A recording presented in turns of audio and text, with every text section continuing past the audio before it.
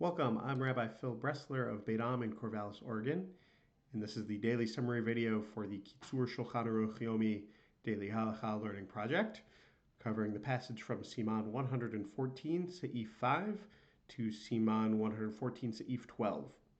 You can find links to the Hebrew and English text of this passage and to the calendar of upcoming passages in this video's description. Today we continue our discussion of selling chametz just prior to Pesach. If you are a renter from a Jewish landlord, there's an extra step in there. You need to get permission before you rent out your room with a chametz in it. And we also get to the trickiest part of the whole chametz selling enterprise, which I think is this. You can't stipulate as part of the sale, you can't stipulate the return of the chametz as part of the sale with your non-Jewish business partner. Either you can't stipulate that you're obligated to sell the chametz, that they're obligated to sell the chametz, or that you're obligated to buy it back after Pesach. But you can give assurances, not stipulated in writing, but you can make assurances and offer some kind of profit as incentive for this as well.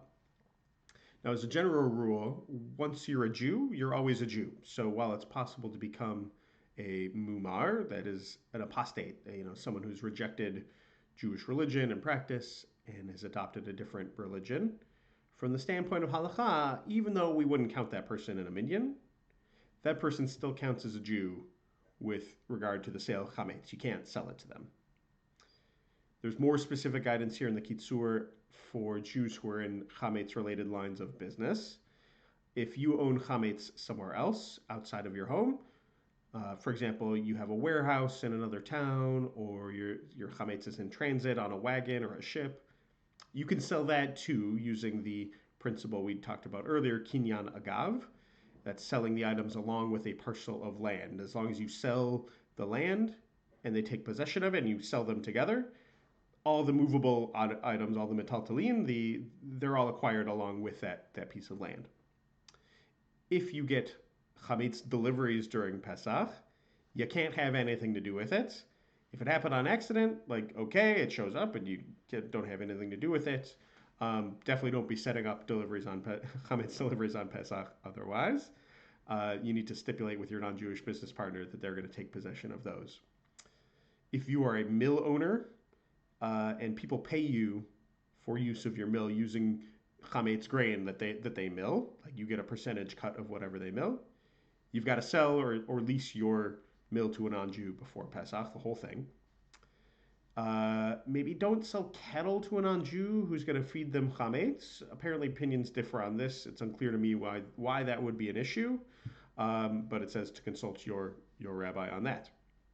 There's a few more corner cases covered as well. You can lend a Jew a loaf of bread before Pesach and then accept repayment after Pesach. I think the implied question here is, am I sort of passing this owned chametz through Pesach?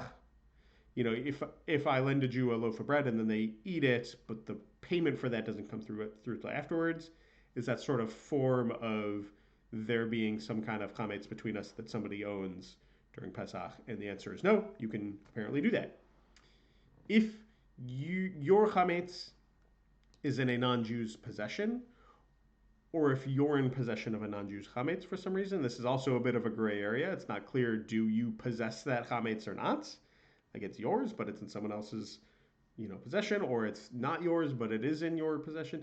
That's gray area. Opinions differ.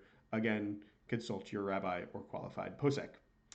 That's all for today. As always, our learning is dedicated to Rabbi Shlomo Gansfried, the author of the Kitzur, and the historic Jewish community of Uzhhorod, Ukraine. We'll see you tomorrow.